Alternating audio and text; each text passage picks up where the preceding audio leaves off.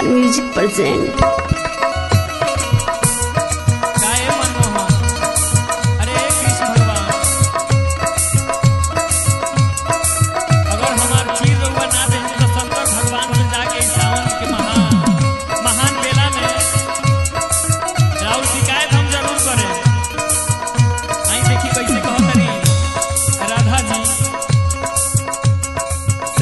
सखिया भैली कमतिया चल भैली जमुना नहाए हो राम। सात पाँच सखिया भैली कमतिया चल भैली जमुना नहाए हो राम। सात पाँच सखिया भैली कमतिया चल भैली जमुना नहाए हो राम। सात पाँच सखिया भैली कमतिया चल भैली जमुना नहाए हो राम। चल भैली जमुना नहाए हो राम। चल भैली जमुना नहाए हो राम। चल भैली जमुना नहाए हो राम। चल भैली जमुना नहाए हो राम। चल भैली जमुना नहाए हो राम। चल भैली जमुना नहाए हो राम। चल भैली जमुना नहाए हो राम। चल भैली जमुना नहाए हो राम। जीरा चोली खोली खोली यारा पर भैली जमुना में करेली धराई हो राम।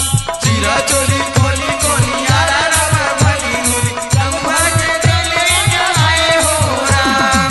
जीरा चोरी खोली खोली यारा पर भैली जमुना में करेली धराई हो राम। जीरा चोली खोली खोली यारा रबर भली जमुना पे पड़ी नहाई हो राम। चल भैली जमुना नहाए हो राम। चल भैली जमुना नहाए हो राम।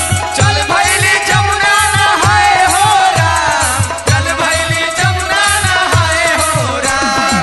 चल भैली जमुना नहाए हो राम। चल भैली जमुना नहाए हो राम। चल भैली जमुना नहाए हो राम। चल भैली जमुना नहाए हो राम। नदिया के धीरे धीरे कन्हाइले धीरे धीरे ले गईले चिरवा चोराई हो राम। नदिया के धीरे धीरे नहाए धीरे धीरे चल गईले चिरवा चोराई हो राम। नदिया के धीरे धीरे कन्हाइले धीरे धीरे ले गईले चिरवा चोराई हो राम। नदिया के धीरे धीरे कन्हाए धीरे धीरे ले गईले चुलिया चोराई हो राम।